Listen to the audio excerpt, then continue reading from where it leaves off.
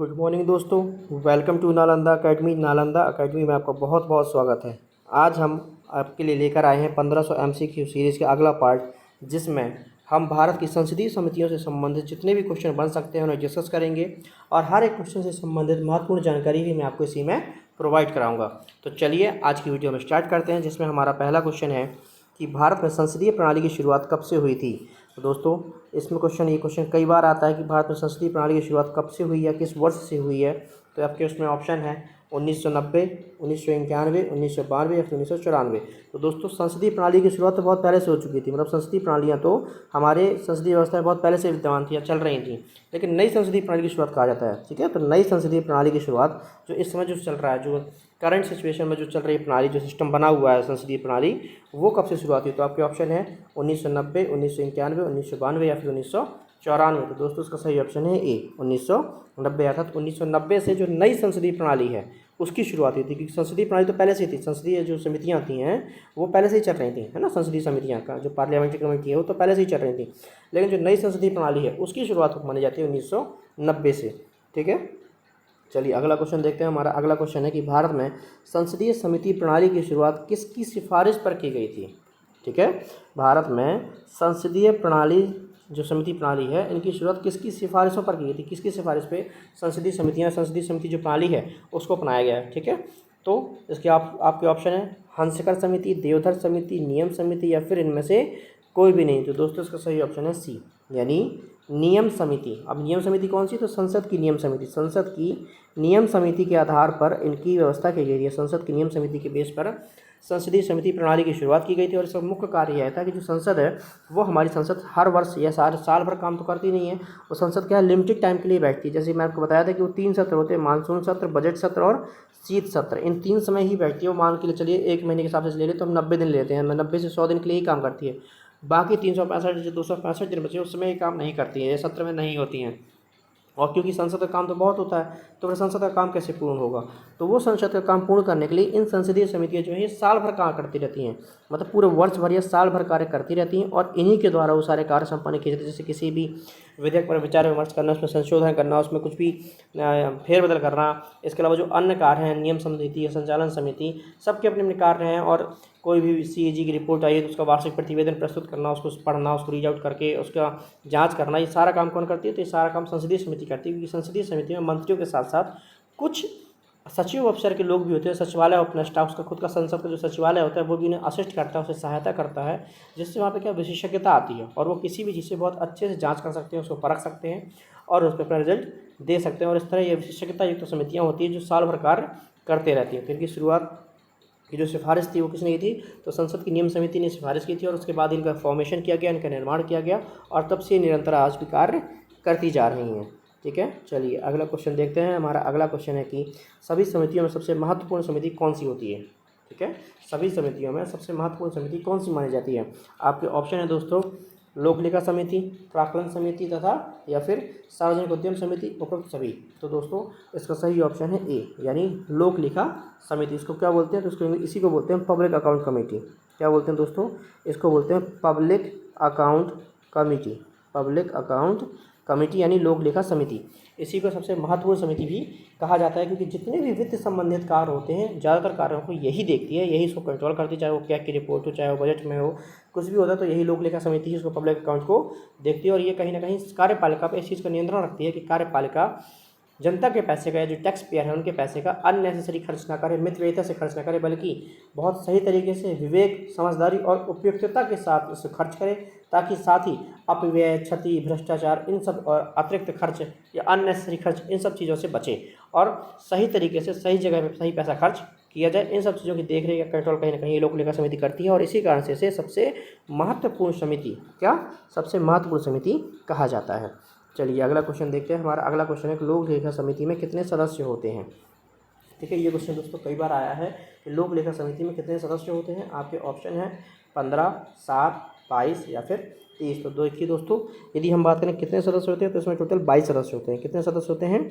इसमें 22 सदस्य होते हैं, जिसमें से 15 जो होते हैं वो लोकसभा से होते हैं और जो 7 जो होते हैं वो राज्यसभा से होते हैं। तो टोटल कितने हो गए? 22 सदस्य। इसमें 15 लोकसभा से और 7 राज्यसभा से सदस्य होते हैं। टोटल इसमें 22 सदस्य होते हैं लोकसभा समिति में, लोक लेखा समिति में। ठीक है, चलिए अगला क्वेश्चन देखते हैं। हमारा अगला क्वेश्चन है, लोक लेखा समिति का गठन पहली बार कब किया गया था? आपके ऑप्शन है 1921, 1922, 1919 और 1924। तो दोस्तों इसमें आपका सही ऑप्शन है ए, यानी 1921 में लोक लेखा समिति का गठन किया गया था। तब तो जो भारत सरकार अधिनियम 1919 था, कौन सा? भारत सरकार अधिनियम 1919 जो था, उसके तहत इसका गठन 1921 में किया गया था। ठीक है, भारत सरकार अधिनियम 1919 के तहत 1921 में लोक लेखा समिति का गठन कर दिया गया था और तब से ये कंटिन्यू कार्य करते जा रही है।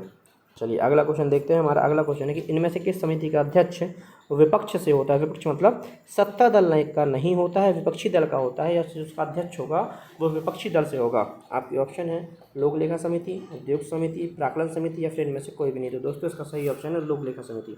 ठीक है, लोक लेखा समिति के जो अध्यक्ष होता है वो प्राक्कलन समिति से होता है। जैसे मैंने आपको बताया कि 15 सदस्य कहाँ से होते हैं? लोकसभा से। 7 सदस्य कहाँ से? राज्यसभा से। और इन्हीं 7 में से जो विपक्ष, राज्यसभा और लोकसभा जो है, इस 15 सदस्यों में से एक सदस्य क्या होगा? एक सदस्य विपक्ष होगा। जो विपक्ष का नेता होगा वही इसका अध्यक्ष भी होगा। और ऐसा क्यों? तो क्योंकि देखिए सीधी बात है, जब सत्ता पक्ष का ही बन जाएगा ये कार्यपालिका, क्योंकि सत्ता पक्ष ही कार्यपालिका में बैठी है और उसी का यदि कोई अध्यक्ष बन जाता है तो कहीं ना कहीं जो आप ट्रांसपेरेंसी की बात करते हैं, जो आप अकाउंटेबिलिटी की बात करते हैं, जो वित्त के सही तरीके से खर्च और अपव्यय ना होने की बात करते हैं, वो कहीं ना कहीं अपूर्ण रह जाएगा। उसको पूरी तरह से सही तरीके से उसे नहीं किया जाएगा, नहीं देखा जाएगा। लेकिन जब कोई विपक्ष का होगा तो वो उसमें पूरी तरह से कंट्रोल रखेगा, उसे अच्छे से देखेगा, मॉनिटर करेगा और कंट्रोल करने की कोशिश भी करेगा। ठीक है, तो इसलिए इसका जो चेयरपर्सन होता है, जो अध्यक्ष होता है, वो विपक्ष से होता है हमेशा। ठीक है, और चलिए अब अगला क्वेश्चन देखते हैं। और दोस्तों जो है ये हमेशा से नहीं था ऐसा कि अध्यक्ष जो है विपक्ष से होता था, बल्कि जो क्या है 1967 यानी 1967 से ये परंपरा चली आ रही है। 1967 से ये परंपरा चली आ रही है कि जो इसका अध्यक्ष होगा वो विपक्ष दल से ही होगा। क्या परंपरा है दोस्तों? कि जो इसका अध्यक्ष होगा वो विपक्षी दल से ही होगा। ठीक है, चलिए अगला क्वेश्चन देखते हैं। हमारा अगला क्वेश्चन है कि प्राक्कलन समिति में कितने सदस्य होते हैं? प्राक्कलन समिति में कितने सदस्य होते हैं? प्राक्कलन समिति को दोस्तों आकलन समिति भी कहते हैं। क्या कहते हैं? आकलन समिति भी इसी को कहते हैं। ठीक है, इसी को क्या कहते हैं? इसी को एस्टीमेट कमेटी भी कहते हैं। एस्टीमेट कमेटी भी इसी को कहा जाता है। ठीक है, तो इसमें कितने सदस्य होते हैं प्राक्कलन समिति में? आपके ऑप्शन है ये 22, 25, 30 या फिर 31। तो दोस्तों सही ऑप्शन है इसका सी, यानी अब इसके 30 सदस्य होते हैं। पहले जब ये बनी थी तब इसमें 25 सदस्य थे। कितने सदस्य थे? मूलतः इसमें 25 सदस्य थे जब इसका निर्माण हुआ। लेकिन फिर क्या हुआ कि 1956 में 1956 में इसके सदस्यों की संख्या बढ़ाकर कितनी कर दी गई? 30 कर दी गई। तो पहले से 25 सदस्य थे और 1956 में इसके सदस्यों की संख्या बढ़ाकर 30 कर दी गई। तो अब इसमें 30 सदस्य होते हैं। ठीक है, चलिए अगला क्वेश्चन देखते हैं। हमारा अगला क्वेश्चन है कि प्राक्कलन समिति का गठन किसकी सिफारिश पर किया गया था? ठीक है दोस्तों, प्राक्कलन समिति का गठन किसकी सिफारिश पर किया गया था? आपके ऑप्शन है John F Kennedy, John Mathai, Lala Lajpat या फिर आसिफ अली मोहम्मद। तो इसका सही ऑप्शन है दोस्तों बी, जॉन मथाई। यानी जो हमारे जॉन मथाई साहब हैं, इनकी सिफारिश पर ही हमने क्या किया था? अपनी प्राक्कलन समिति का गठन किया था। ठीक है, तो और कब किया था? तो स्वतंत्रता प्राप्ति जो हुई थी, स्वतंत्रता प्राप्ति के पश्चात इसका गठन किया गया था। किसकी सिफारिश पर? तो जॉन मथाई की सिफारिश पर किया गया था। अब जॉन मथाई कौन थे? तो आपको पता होगा कि जॉन मथाई क्या थे? जॉन मथाई हमारे पहले फाइनेंस मिनिस्टर थे। क्या थे? पहले फाइनेंस मिनिस्टर थे, यानी कि वित्त मंत्री थे। तो इनकी सिफारिश पर ही प्राक्कलन समिति का गठन किया गया था। ठीक है, चलिए अगला क्वेश्चन देखते हैं। हमारा अगला क्वेश्चन क्या है? तब इसे 25 सदस्य थे जब इन्होंने सिफारिश की, तब इसे 25 थे, लेकिन 56 में बढ़ा के इसमें 30 कर दिए गए थे। ठीक है, अगला क्वेश्चन देखते हैं। हमारा अगला क्वेश्चन है कि समिति में कितने सदस्य राज्यसभा से होते हैं? ठीक है, इस समिति में कितने सदस्य राज्यसभा से होते हैं? आपके ऑप्शन है 7, 10, 12, एक भी नहीं। तो दोस्तों इसका सही ऑप्शन है डी, यानी प्राक्कलन समिति में राज्यसभा से एक भी सदस्य नहीं होता है। जो 30 मेंबर हैं वो 30 को 30 कहाँ से होते हैं? तो वो 30 के 30 लोकसभा से होते हैं। सारे के सारे कहाँ से होते हैं? वो सारे के सारे मेंबर लोकसभा से ही होते हैं, यानी कि राज्यसभा से उसमें एक भी मेंबर नहीं होता है। ठीक है, चलिए अगला क्वेश्चन देखते हैं। अगला क्वेश्चन है हमारा कि प्राक्कलन समिति के लिए चुने हुए सदस्यों का कार्यकाल कितने वर्ष का होता है? प्राक्कलन समिति के लिए चुने हुए सदस्यों का कार्यकाल कितने वर्ष का होता है? आपके ऑप्शन है 1 वर्ष, 2 वर्ष, 3 वर्ष या फिर 5 वर्ष। तो दोस्तों इसका सही ऑप्शन है 1 वर्ष। यानी प्राक्कलन समिति के जितने भी सदस्य चुने गए थे, वो 30 मेंबर जो चुने गए थे लोकसभा से, वो 1 वर्ष के लिए चुने गए हैं। अगले वर्ष फिर से चुनाव होगा, हो सकता है वही मेंबर दोबारा आ जाए या कोई दूसरा भी आ जाए। तो ऐसा जरूरी नहीं कि जो एक बार चुन लिया दोबारा नहीं आ सकता, या जो दोबारा चुना नहीं गया वो दोबारा नहीं आ पाएगा। 1 वर्ष जो अभी चुन लिए गए वो 1 वर्ष तक कार्य करते हैं और अगली वर्ष फिर से चुनाव होंगे, ठीक है, और दोबारा चुना जाएगा। जब दोबारा चुना जाएगा तो वो बंदा वापस से चुना जा सकता है या फिर कोई नया बंदा भी आ सकता है, ठीक है। और इनका जो चुनाव होता है वो किस पद्धति से होता है? तो इनका चुनाव होता है एकल संक्रमणी मत पद्धति के माध्यम से होता है। कैसे होता है दोस्तों? एकल संक्रमणी मत पद्धति के माध्यम से ये होता है, यानी कि सिंगल ट्रांसफरेबल वोट सिस्टम के माध्यम से इनका चुनाव किया जाता है, ठीक है। और दोस्तों यदि आप अब तक हमारे चैनल को सब्सक्राइब नहीं किया तो इसे सब्सक्राइब कर दें और साथ में बेल आइकन को भी प्रेस कर दें, ताकि जब भी कोई वीडियो डाली जाए उसका अपडेट सबसे पहले आपको प्राप्त हो सके, ठीक है। चलिए अगला क्वेश्चन देखते हैं। हमारा अगला क्वेश्चन है कि सार्वजनिक उद्यम समिति के गठन की सिफारिश किसने की थी? ऑप्शन क्या है दोस्तों? सार्वजनिक उद्यम समिति के गठन की सिफारिश किसने की थी? आपके ऑप्शन है जॉन मथाई, कृष्ण मेनन, BN राव या फिर पंडित नेहरू। तो दोस्तों इसकी सिफारिश की थी कृष्ण मेनन साहब ने, ठीक है। किसने की थी? कृष्ण मेनन साहब ने सार्वजनिक उद्यम समिति के गठन की सिफारिश की थी। तो आपका बी ऑप्शन इसमें सही होगा, ठीक है। चलिए अगला क्वेश्चन देखते हैं। हमारा अगला क्वेश्चन है कि सार्वजनिक उद्यम समिति की शुरुआत किस वर्ष से हुई थी?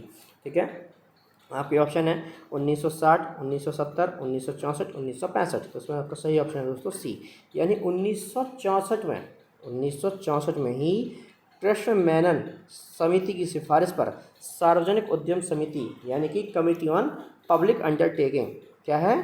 कमिटी ऑन पब्लिक अंडरटेकिंग की शुरुआत मानी जाती है, ठीक है। तो सार्वजनिक उद्यम समिति की शुरुआत कब से मानी जाती है? तो सार्वजनिक उद्यम समिति की शुरुआत मानी जाती है 1964 से।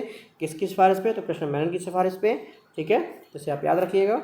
चलिए हमारा अगला क्वेश्चन आप देखते हैं। हमारा अगला क्वेश्चन होगा कि सार्वजनिक उद्यम समिति में कितने सदस्य लोकसभा एवं राज्यसभा से होते हैं? मतलब टोटल की जगह मैंने पूछा कितने सदस्य होते हैं, यहाँ से भी और वहाँ से भी, ठीक है। आपके ऑप्शन है 15 और 7, 15 और 15, 22 और 8, 7 और 15। तो दोस्तों इसमें आपका सही ऑप्शन है ए, यानी 15 और 7। यानी 15 कहाँ से? लोकसभा से। 15 कहाँ से? लोकसभा से होते हैं और प्लस 7 कहाँ से होते हैं? तो 7 राज्यसभा से होते हैं। टोटल कितने हो गए? 22। यानी सार्वजनिक उद्यम समिति में भी कितने सदस्य होते हैं? तो सार्वजनिक उद्यम समिति में भी 22 सदस्य होते हैं, जिसमें से 15 लोकसभा से होते हैं और 7 राज्यसभा से होते हैं। कहाँ से? 15 लोकसभा से होते हैं और 7 राज्यसभा से होते हैं, ठीक है। तो इस तरह से हमारा ए ऑप्शन इसमें सही होगा। चलिए अगला क्वेश्चन देखते हैं। हमारा अगला क्वेश्चन है कि सार्वजनिक उद्यम समिति का अध्यक्ष कौन सा मंत्री होता है? ठीक है, सार्वजनिक उद्यम समिति का अध्यक्ष कौन सा मंत्री होता है? आपके ऑप्शन है वित्त मंत्री, सार्वजनिक मामलों का मंत्री, कॉर्पोरेट मंत्री या फिर कोई मंत्री नहीं। तो दोस्तों इसका सही ऑप्शन है डी, यानी इस समिति का जो अध्यक्ष होगा वो उन्हीं सदस्यों में से किसी एक को चुना जाएगा। लेकिन कोई भी मंत्री किसी भी स्थायी समिति का सदस्य नहीं होता है, एक्सेप्ट एक समिति, वो मैं आपको लास्ट में बताऊंगा। लेकिन बाकी उसके अलावा किसी भी समिति का अध्यक्ष कभी भी कोई भी मंत्री नहीं हो सकता, यानी कार्यपालिका का कोई भी सदस्य किसी भी समिति का अध्यक्ष नहीं होता है। क्यों?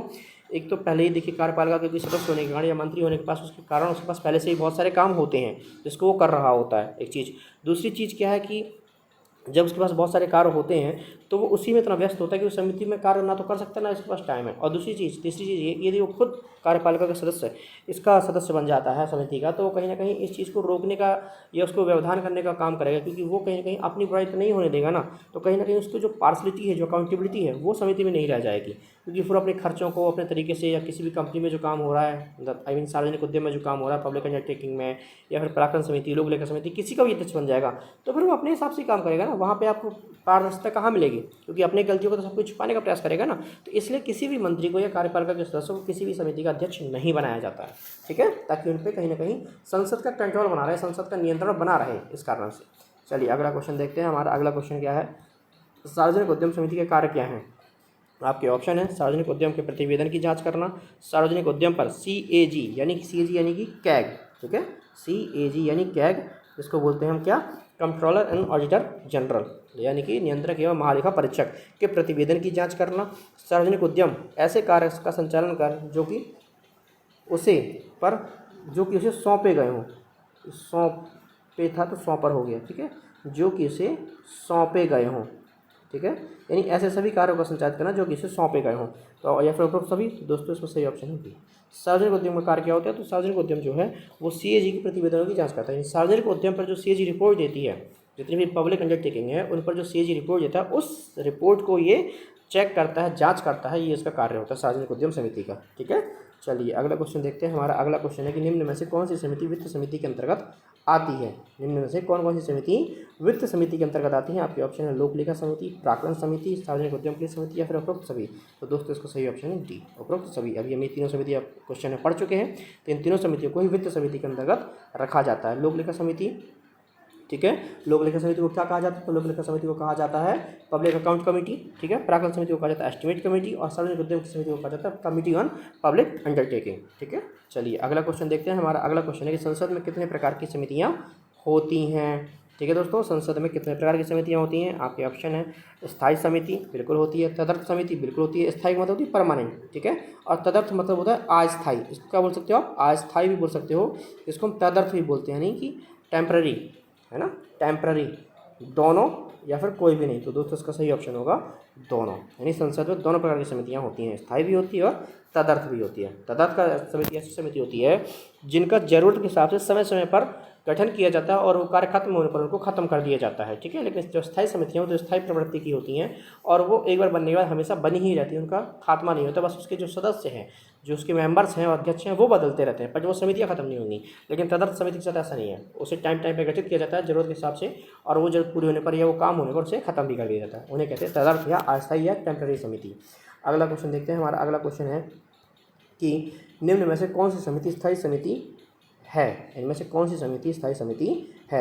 आपके ऑप्शन है रेल सभा समिति नहीं है, नियम समिति, शेयर बाजार घोटाले पर गठित समिति नहीं है, उर्वरक मूल्य निर्धारण समिति नहीं है। यानी कि आपका ऑप्शन क्या सही हुआ, बी, यानी कि जो नियम समिति है संसद की, जो नियम समिति है संसद की नियम समिति, ये स्थायी समिति है, जबकि रेल सभा समिति टाइम पे गठित की गई।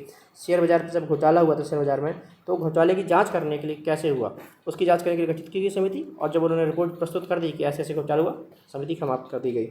सेम उर्वरक मूल्य निर्धारण, तो उर्वरकों के मूल्य निर्धारण के लिए एक समिति गठित की गई। जब उन्होंने बताया कि हाँ ये मूल्य रखा जाना चाहिए, ये प्राइस उचित है, जैसे उसने अपना काम किया उसे भी खत्म कर दिया गया। तो सिर्फ इसमें एक बीच ऑप्शन जो है वो स्थायी समिति, बाकी की सारी क्या है अस्थायी समिति हैं। अगला क्वेश्चन देखते हैं। हमारा अगला क्वेश्चन है कि इनमें से कौन कौन सी समिति स्थायी समिति नहीं है, यानी स्थायी समिति नहीं है। तो याचिका समिति ये स्थायी समिति है, विशेषाधिकार समिति स्थायी समिति है, नियम समिति स्थायी समिति है। तो क्या ऑप्शन सही है दोस्तों, डी, यानी स्पेक्ट्रम आवंटन समिति स्थायी समिति नहीं है। क्यों, क्योंकि जब हमें स्पेक्ट्रम आवंटन करना होता है गवर्नमेंट को, तब एक समिति बनाती है कि कितने स्पेक्ट्रम देना चाहिए, किस प्राइस पे देना चाहिए, मिनिमम कितनी प्राइस रखी जानी चाहिए, है ना, और क्या क्या तरीके होने चाहिए देने के, first come first serve basis या फिर ऑक्शन के थ्रू, जैसे भी है वो सारा एक कमेटी बताती है। और कमेटी ने बताने के बाद उन्होंने अपनी रिपोर्ट प्रस्तुत कर दी, रिपोर्ट प्रस्तुत करने के बाद उनका काम खत्म, तो समिति भी खत्म कर दी जाती है। और फिर काम सारा कार्यपालिका गवर्नमेंट का कि उसे कैसे डिस्ट्रीब्यूट करना है, कितना उसको इंप्लीमेंट करना है, जो रिपोर्ट में बताया गया, कितना इंप्लीमेंट नहीं करना है, ये गवर्नमेंट का काम होता है, कार्यपालिका का काम होता है। तो इस तरह से ये भी एक स्थायी समिति नहीं थी। अगला क्वेश्चन देखते हैं। हमारा अगला क्वेश्चन है कि स्थायी समिति, किस समिति को स्थायी मित व्ययिता समिति भी कहा जाता है। किस समिति को स्थायी मित व्ययिता समिति कहा जाता है। आपके ऑप्शन है प्राक्कलन समिति, लोक लेखा समिति, नियम समिति या फिर संयुक्त प्रवर समिति। तो दोस्तों इसका सही ऑप्शन है ए, प्राक्कलन समिति, यानी एस्टिमेट कमेटी जो है उसको मित व्ययिता समिति भी कहा जाता है, क्योंकि ये प्राक्कलन समिति जो है वो एक एस्टिमेट लगाती है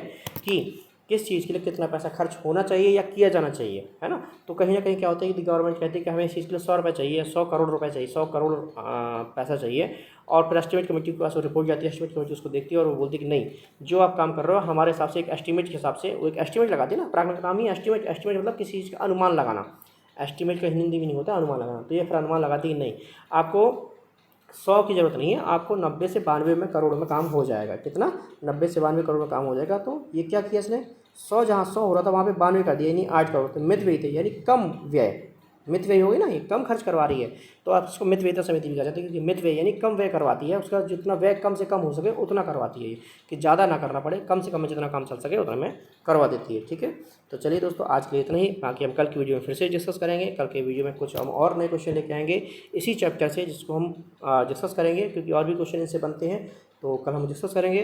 तब तक स्टे ट्यून, अच्छे से पढ़ाई करें, अपना और अपने परिवार का ख्याल रखें, आवश्यक ना हो तो बाहर ना ही जाएं और घर पर रहें, अच्छे से पढ़ाई करें। MPPSC प्री को 50 दिन रह गए हैं, तो अपनी तैयारी बहुत अच्छी कर ले दोस्तों। ठीक है, हम कल फिर मिलते हैं कुछ नई वीडियो में नए क्वेश्चन के साथ। तब तक के लिए अपना ध्यान रखें, धन्यवाद, टेक केयर। और इसके अलावा यदि आपको कोई भी डाउट आता है, कोई भी कन्फ्यूजन है, तो बिल्कुल आप बेशक उसको कमेंट सेक्शन में डालिए, मैं आपके आंसर दूंगा उसमें जो भी होगा, है ना। तो मैं उसके आपके कमेंट्स आप ज़रूर पढ़ता हूँ और उसमें आपके आंसर भी दूंगा। तो यदि आपको कोई डाउट हो रहा है तो आप उसमें बिल्कुल मुझसे पूछिए। तो हम कल मिलते हैं नए क्वेश्चन के साथ में इसी के साथ। ठीक है, तब तक मन लगा के पढ़ाई कीजिए, स्वस्थ रहिए। धन्यवाद दोस्तों।